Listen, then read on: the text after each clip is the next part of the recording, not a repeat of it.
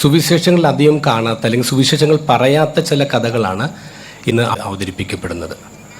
ആദ്യം നമ്മൾ കാണുന്നത് സ്നേഹസംഘം ചെയ്യപ്പെട്ട് ഗർഭിണികളായ 2 പേരെയാണ്, മറിയം എലിസബത്തും. മറിയം എലിസബത്തിൻ്റെ കൂടെ 3 മാസം താമസിക്കുന്നു.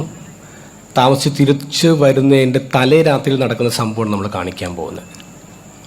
പ്രവാസി എഴുത്തുകാർ ഷീല ടോമി പറയുന്നൊരു കാര്യമുണ്ട്. ഈ സ്ത്രീകളും പുരുഷന്മാരും ലോകത്തെ കാണുന്നത് അത് ഡിഫറെൻ്റ് ആംഗിളിലാണ്.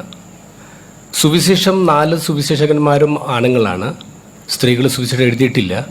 പക്ഷെ ഒരു സ്ത്രീ എഴുതിയാൽ അല്ലെങ്കിൽ ഒരു സ്ത്രീ ഒരു ക്യാമറ വെച്ചാൽ എങ്ങനെ ഇരിക്കും ആ കഥ എന്നാണ് കഥയിൽ നമ്മൾ കാണുക. ഇതിൻ്റെ പേര് 2 ഗർഭിണികൾ. കാണാം.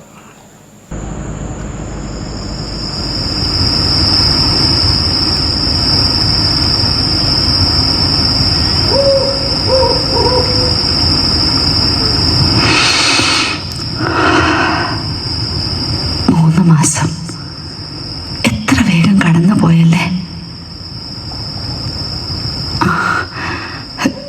മേരി, നാളെ നീ നസ്രത്തിലേക്ക് മടങ്ങി പോകുമല്ലേ? എൻ്റെ കുഞ്ഞെ, നിന്നെ കുറിച്ച് ഓർക്കുമ്പോ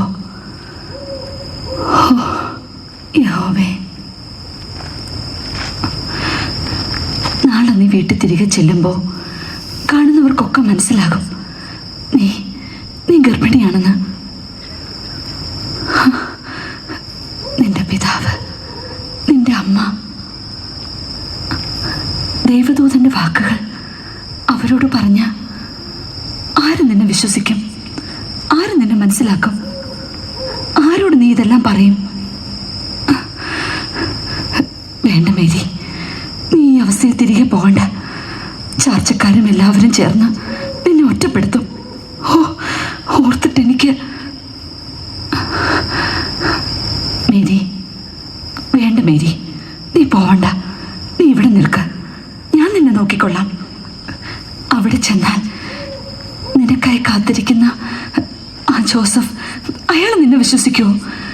ഗർഭിണിയായ നിന്നെ അയാൾ സ്വീകരിക്കുമോ? എൻ്റെ ദൈവമേ. നോക്ക്, ഇളയമ്മ കരുതും പോലെ ഒന്നും ഒരനർത്ഥവും എനിക്ക് സംഭവിക്കില്ല. വന്ധ്യ എന്ന പഴി കേട്ട് ഈ ചുവരുകൾക്കുള്ളിൽ കഴിഞ്ഞ നിങ്ങൾ ഇന്ന് എത്ര ഭാഗ്യവതിയാണ്. ശക്തനായവൻ നിങ്ങൾക്ക് വൻ കാര്യങ്ങൾ ചെയ്തു തന്നില്ലേ? ഞാനും വിശ്വസിക്കുന്നു.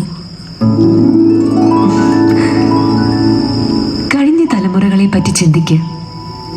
കർത്താവിൽ ആശ്രയിച്ചിട്ട് ആരാണ് ഭഗ്നാശരായിട്ടുള്ളത്?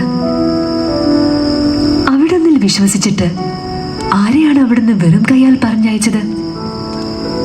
വാഗ്ദാനങ്ങളിൽ എന്നും വിശ്വസ്തനാണവൻ, വാക്കുമാറാത്തവൻ.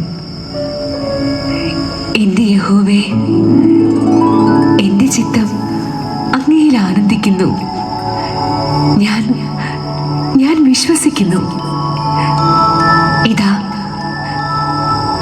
ഞാൻ.